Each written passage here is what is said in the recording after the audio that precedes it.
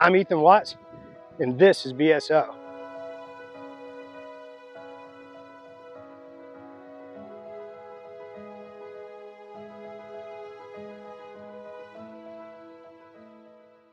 I'm Ethan Watts. I'm the current VP of Channel and Commercial Business at BSO. I was in the United States Navy.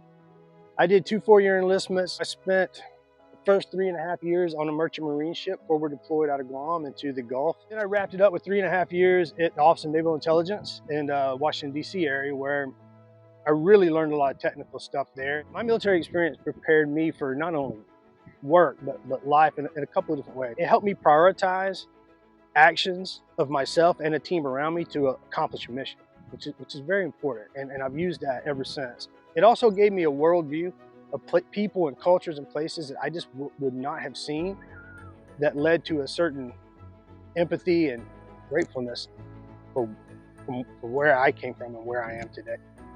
So when it came time for me to figure out what I was going to do next after my 8 years, 2 enlistments, you think about where the military brought me to, right? What am I prepared to do? And luckily for me, I was in IT already. I didn't have any concerns at all about getting out, and God bless U.S. Navy. You know, I mean, it worked like it should have. It brought me in, it trained me, it taught me discipline, it took me around the world, and I got real world experience. It can't all be, you know, I drove a tank and now I do cloud work. It can be, hey man, I did this because they trained me well, because the military does stuff well. I mean, that's what you're supposed to do.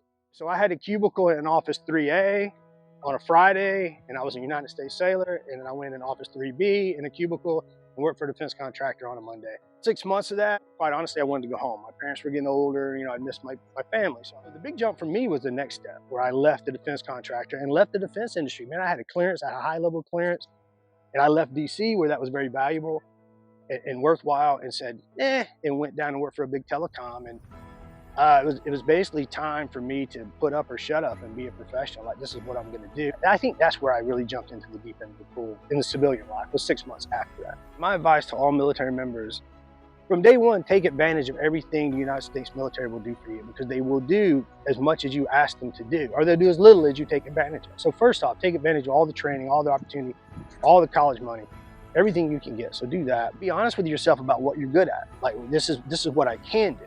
Always know your next step of your career. And obviously that's a big step, right? There's a chasm there. I am doing this. I'm getting paid on the 1st and the 15th. They are feeding me. Next month, they're not, right? So you have to have a good plan for that and know what you're going to do.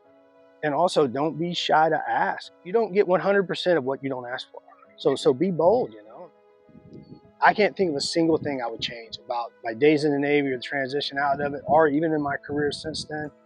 It has been a blessing every step of the way. I've been a very fortunate man.